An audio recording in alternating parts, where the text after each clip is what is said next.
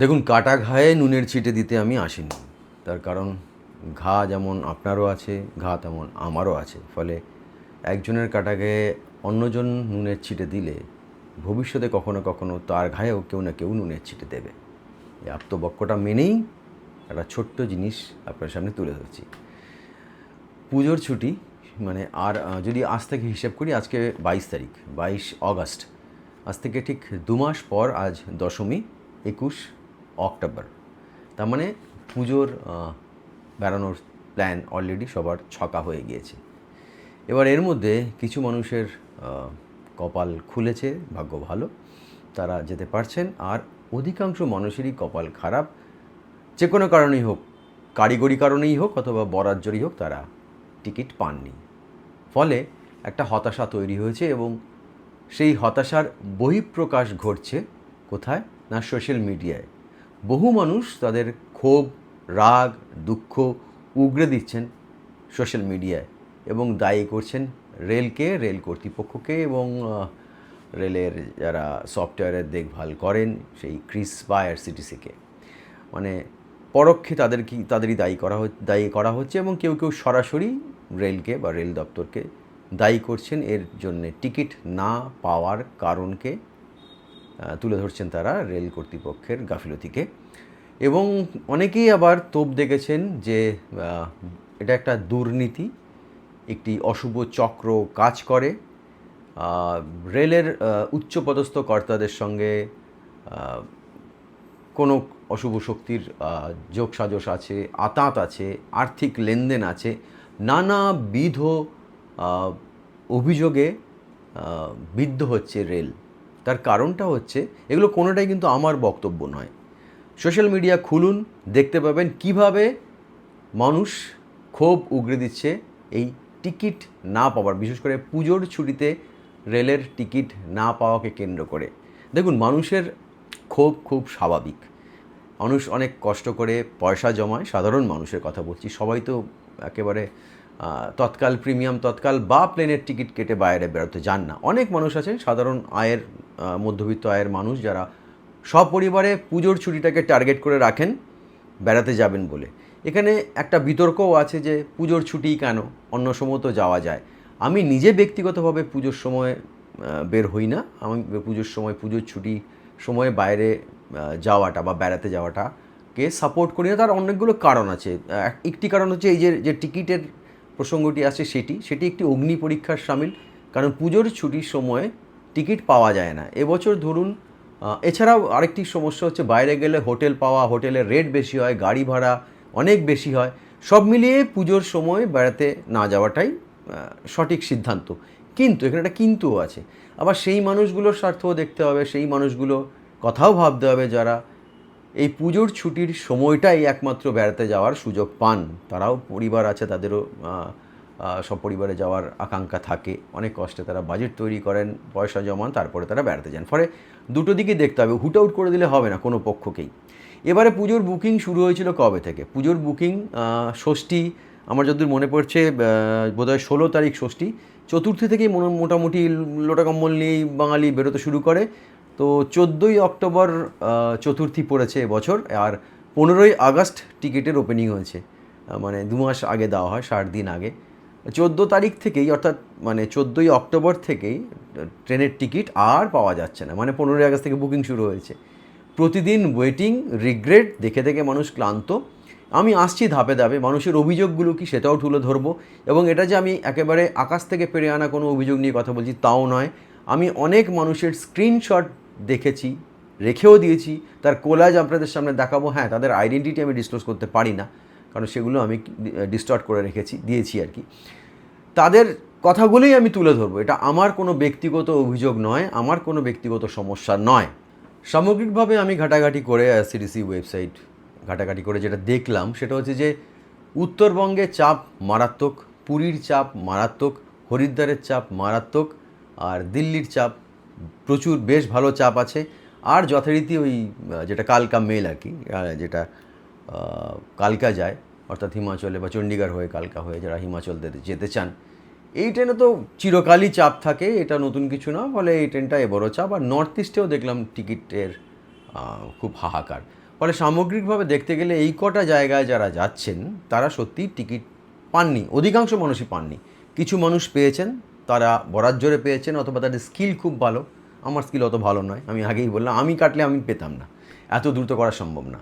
রেলের যে তথ্য পাচ্ছি আমি, তাতে করে জানতে পারছি যে অ্যাভারেজ, আগেই হাহা করে চিৎকার করে উঠবেন না, আমি বলছি অ্যাভারেজ এই যে কটা দিন, এই এক সপ্তাহের যে গেল, ধরুন 14 তারিখ থেকে আজ মোটামুটি 22 তারিখ, ঠিক আছে, অর্থাৎ মানে 14 থেকে 21 তারিখ আর কি, 14ই অক্টোবর কথা বলছি, তার ওপেনিং হয়েছিল 15ই আগস্ট, আর আজকে 22 আগস্ট, এই কদিনের কথা বলছি।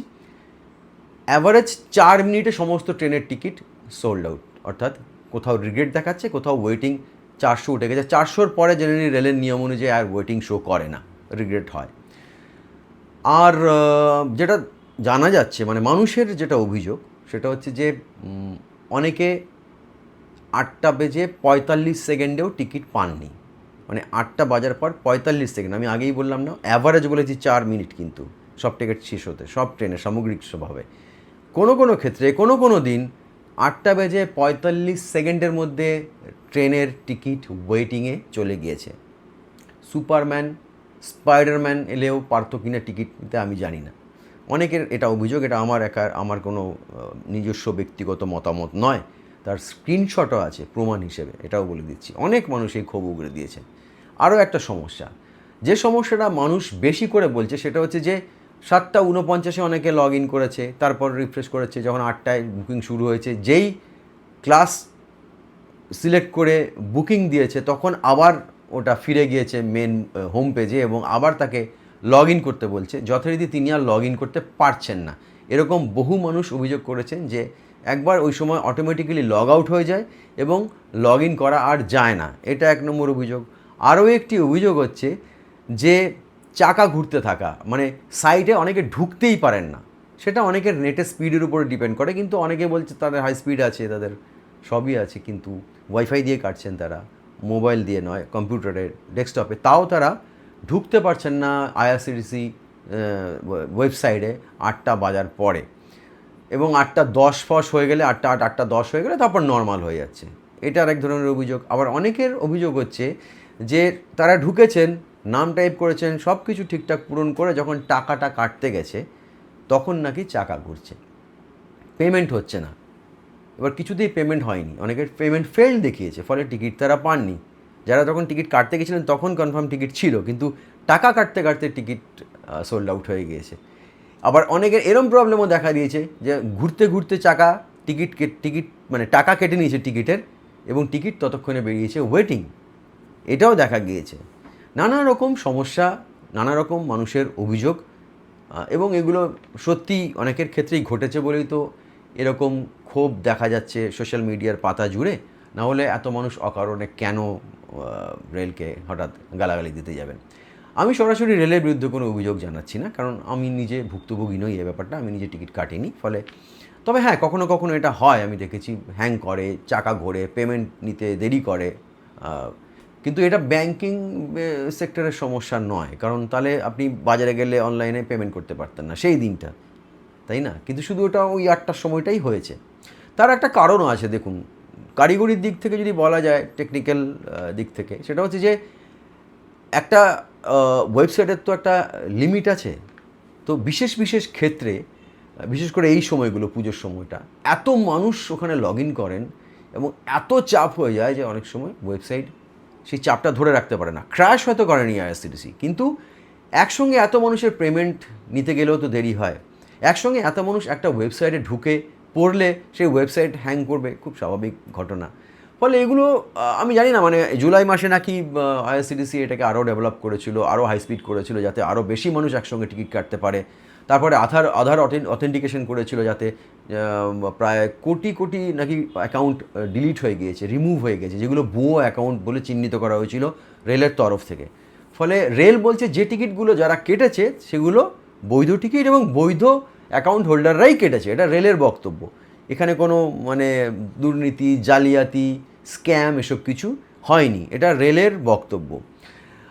এছাড়াও আরেকটি সুখবর দিতে পারি, মানে যারা মনমরা হয়ে আছেন, টিকিট পাননি, সেটা পূর্ব রেলের সিপিআরও জানিয়েছেন যে পুজোর সময়, পুজোর হয়তো সপ্তাহ দুয়েক আগে থেকে পুজোর স্পেশাল ট্রেন চালু করবেন ওনারা রেল, এবং সেটা আর কিছুদিনের মধ্যেই জানিয়ে দেওয়া হবে। তো সেক্ষেত্রে যারা টিকিট পাননি তারা পুজো স্পেশালে চেষ্টা করতে পারেন। তবে পুজো স্পেশালের বিরুদ্ধে আমার একটা অভিযোগ আছে, শিডিউলে টাইম ছাড়ে না এবং শিডিউলে টাইম পৌঁছয় না অনেক সময়। আমি নিজে পুজো স্পেশালে গিয়ে দেখেছি যে অনেকটা লেট করে এবং অনেক সময় ঠিক টাইমে ছাড়েও না। তো যাই হোক, একটু যেন অবহেলার সঙ্গে চালানো হয় পুজো স্পেশালগুলো। অনেকের হয়তো ভাগ্য ভালো, তারা হয়তো, আমার এটা মনে হয়েছে, ঠিক আছে। এবার অনেকে আবার একটুখানি এটা অজানার মানে অজান্তে করে ফেলছেন, মানে জানেন না বলে অনেকে লিখছেন যে একটা ধরুন দিল্লি যাব আমি, দিল্লির যে ট্রেনের রাজধানী এক্সপ্রেস ধরুন, সেখানে টিকিট দেখাচ্ছে 341টা শিয়ালদার কোটায় আর কি। এটা না অনেক মানুষ বুঝতে পারেন না। সবাই বলছে একটা ট্রেনে তো 22টা বগি, 17টা বগি, 1200-1400 ট্রেনের সিট থাকে, সেখানে কি করে শিয়ালদা থেকে 340টা টিকিট দেখায়, বা অন্য কোনো হাওড়া থেকে 98টা টিকিট দেখায়, পূর্বার ক্ষেত্রে ধরুন 100টা টিকিট দেখায়। এটা আবার একটু জানার অভাব, সেটা যারা জানেন না তাদের জন্য বলছি। এটা না অ্যাকচুয়ালি স্টেশনের কোটা সিস্টেম থাকে। যেমন ধরুন আপনি শিয়ালদা থেকে কাটছেন বা হাওড়া থেকে কাটছেন, আরেকজন তো বর্ধমান থেকে উঠবেন, সে বর্ধমান থেকে কাটবেন, কেউ আসানসোল থেকে যিনি উঠবেন তিনি তো আসানসোল থেকেও কাটবেন, ফলে গয়ার থেকেও কাটবেন, ধানবাদ থেকে অনেকে কাটবেন, কানপুর থেকে কাটবেন। তো এই স্টেশনগুলো আলাদা আলাদা কোটা থাকে, জেনারেল নর্মাল কোটা আর কি। তো ফলে কী হয়, টিকিট সংখ্যাটা কম দেখা যায় ওপেনিংয়ের সময়টা। এছাড়াও ট্রেন বাণিজ্যিকভাবে তো আয় করতে হবে ট্রেনকে, রেল দপ্তরকে, সেক্ষেত্রে কিছু টিকিট তারা সরিয়ে রাখে বিভিন্ন কোটা সিস্টেমে। যেমন ধরুন তৎকাল আছে, প্রিমিয়াম তৎকাল আছে, এমার্জেন্সি কোটা আছে, এমপি কোটা, যেগুলোকে ভিআইপি কোটা বলে। সেই কোটার জন্য বেশ কিছু আসন সরিয়ে রাখা হয়, যে কারণে মূলত সাধারণ ক্যাটাগরিতে যে আসনগুলো সংরক্ষণ করা যায় তার আসন সংখ্যা কমে যায়। এটা একটা সমস্যা।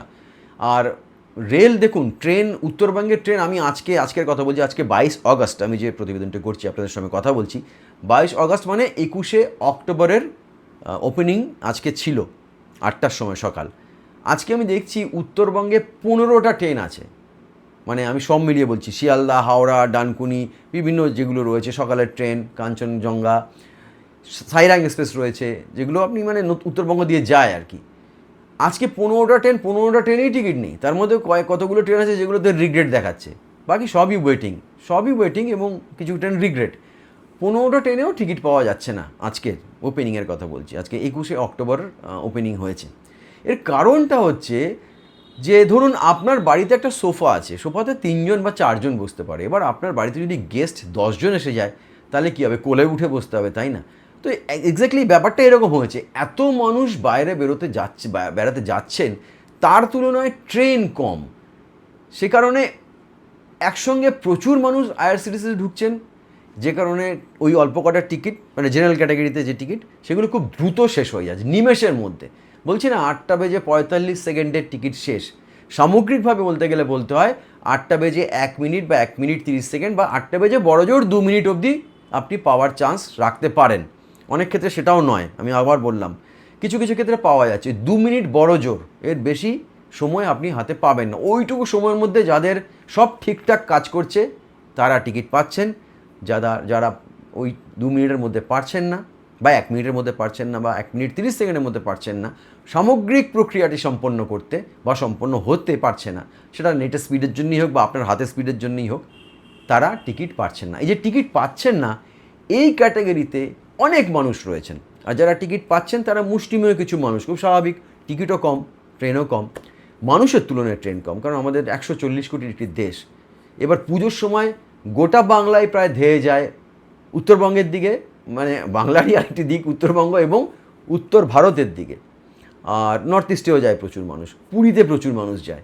ফলে বিশেষ করে এই যে পকেটগুলোতে বাঙালিরা ছোটে সব পরিবারে পুজোর ছুটিতে, সেই পকেটগুলো, সেই ডেস্টিনেশনগুলোর ট্রেনে কিন্তু টিকিট পাওয়া প্রায় অসম্ভব হয়ে দাঁড়ায়। এর কি কোনো রেমেডি বা সমস্যার কোনো সমাধান বা সমাধান সূত্র রয়েছে? সমাধান সূত্র তো আমি দিতে পারি না।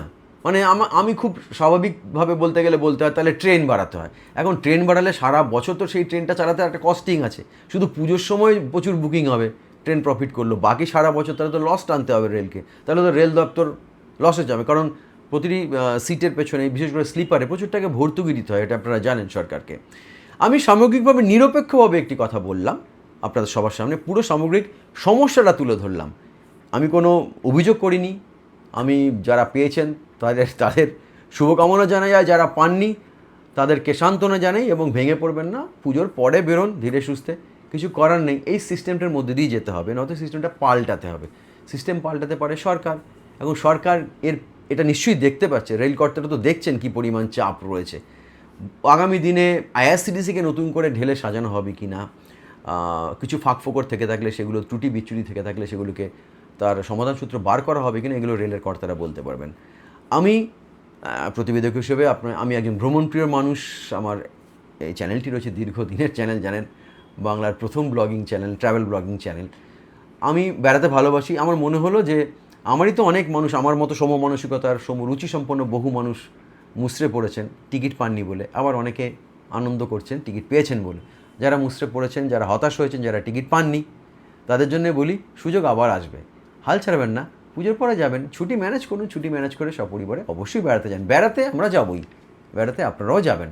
টিকিটের সমস্যাটা থাকবে, প্রতি বছরই এটা হয়, এবছর বলছে অনেকে নাকি আরও বেড়েছে সমস্যা, তার মানে হয়তো বেড়ানোর ভ্রমণপ্রিয় বাঙালির সংখ্যাও বেড়েছে, এটাই ধরে নিতে হবে, তাই না? আজকে এখানেই আসছি, আবার দেখা হবে নতুন কন্টেন্ট নিয়ে। হ্যাঁ, চেষ্টা করবো নতুন জায়গার নতুন ভিডিও আপনার সামনে তুলে ধরতে।